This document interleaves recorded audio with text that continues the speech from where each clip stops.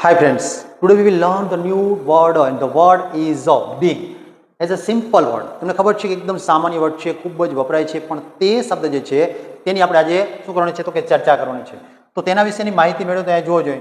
39th ડેની ચર્ચા છે. Big word છે. તો આ ઘર જે છે અથવા તો હોટલ છે, જે આ બિલ્ડિંગ દેખાય છે એકદમ વિશાળ છે. અહીંયા જોજો આ બિલ્ડિંગ જેવડું કેક છે, તો આવડું મોટું કેક હોય તો કે હા બિગની વાત છે, મોટી ચર્ચા છે. અહીંયા આખો પહાડ જે છે તેને બાંધવા માટે શું દોરી અથવા તો દોરડું છે તૈયાર કર્યું છે, તો કે નાનું દોરડું તો છે નહીં, બરાબર. હવે એની ચર્ચા કરીને ગુજરાતીમાં તેનો અર્થ થાય છે મોટું, અને સિનોનિમ્સની તો કે હ્યુઝ અને લાર્જ. હ્યુઝ એટલે વિશાળ, લાર્જ એટલે મોટું. તો આ રીતે બે સિનોનિમ્સ છે.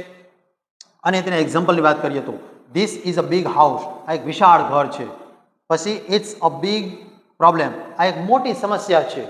પછી નંબર 3માં શું છે, C made a big cake, તેણે એકદમ વિશાળ અથવા તો મોટી કેક બનાવી છે. તો અહીંયા ત્રણ વાક્યની આધારે ખ્યાલ આવે છે આપણને કે મોટું શું છે. હવે તમે કયું એવું મોટું કાર્ય કર્યું હતું તે તમારે મને કોમેન્ટ બોક્સમાં જણાવવાનું છે.